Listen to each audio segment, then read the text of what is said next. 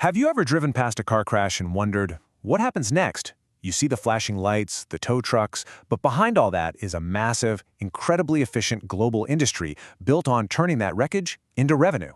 So let's pull back the curtain and see exactly how it all works. Right, this is the big question. We're talking about millions of vehicles every single year that are permanently taken off the road. They don't just vanish into thin air. It turns out they enter this incredibly complex global pipeline, and one company, Copart, has built an absolute empire by mastering that flow. Okay, so to really get what Copart does, you first have to wrap your head around the sheer scale of the situation. It's a world of constant, almost chaotic supply of damaged vehicles. Here's the paradox at the heart of this whole industry. Our cars are definitely getting safer, right? They're packed with all this new tech. But we're also driving more than we ever have before. Think about it, since 1960, the US population has doubled, but the number of miles we drive has quadrupled.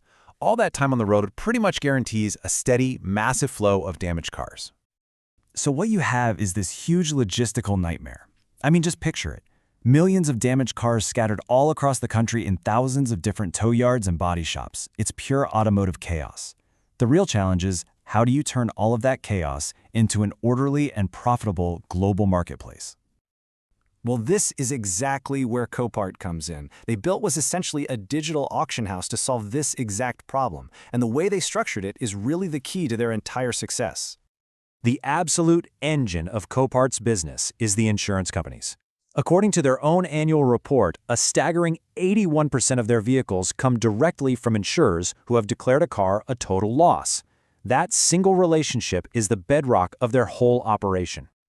And they've really streamlined the whole thing into a simple 5-step process. It all starts when an insurance company assigns them a car. Copart then goes and picks it up, brings it to one of their hundreds of yards, and lists it online. From there, buyers all over the world can bid on it. After the sale, Copart even arranges delivery. It's really like a global factory for processing wrecked cars.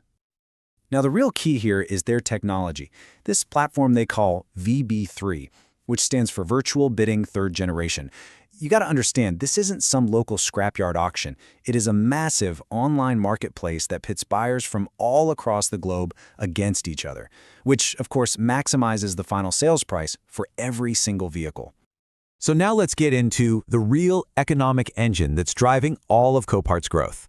It's a super critical concept that kind of explains this entire industry, and it's called total loss frequency. So, what is total loss frequency? It's simply the percentage of cars that get into an accident that insurance companies decide to write off instead of repair. And for decades now, that percentage has been steadily climbing. But the reason why is actually pretty counterintuitive. Copart's CEO, Jeff Leah, put it perfectly in a letter to stockholders. He basically said that every new piece of technology we add to our cars, all the cameras, the sensors, the driver assist systems, it just makes them exponentially more difficult and expensive to fix. Just think about a simple bumper repair. 20 years ago, it was a piece of plastic. You swapped it out, done. Today, that same bumper has cameras, parking sensors, and radar for your cruise control. A minor little bump doesn't just mean a new plastic cover anymore. It means replacing and then recalibrating a whole suite of sensitive, very expensive electronics. The scale of this complexity is just staggering. 50 years ago, cars had pretty much zero semiconductors.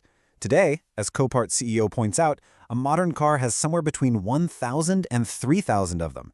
And every single one is another potential point of failure and another added repair cost. So, what's the result of all this? Well, it means the bar for what's considered a total loss keeps getting lower and lower. Cars with much less physical damage are being written off. And for Copart, this is fantastic news. It means their inventory is actually getting better. They're getting newer, more valuable vehicles that are more attractive to buyers around the world who can fix them up affordably. Now, while insurance is definitely the core of their business, Copart is leveraging its powerful platform to tap into all sorts of other sources for used vehicles. They're expanding their market in some really smart ways. As their annual report shows, they're moving way beyond just salvage cars. They now work with car dealerships that are offloading trade-ins, rental car companies that are retiring their fleets, banks with repossessed vehicles, and even charities and just regular folks like you and me. Their huge global buyer base makes them a really attractive marketplace for pretty much anyone who wants to sell a used car. Of course, no business is without its challenges. So to get a really balanced picture, we have to look at the risks that Copart themselves disclose in their own financial filings. Looking at their 10K report, a few key risks really stand out. From a business angle, they are heavily dependent on just a few large sellers, mostly those giant insurance companies. Market-wise, their supply is tied to the weather. A mild winter means fewer accidents, while the big hurricane can totally overwhelm their yards. They also face regulatory hurdles, with environmental laws and zoning, and operationally, if they don't have enough physical space to store all the cars, it could really hurt those crucial relationships with their clients. So this leaves us with a final thought. It's a bit of an irony, isn't it?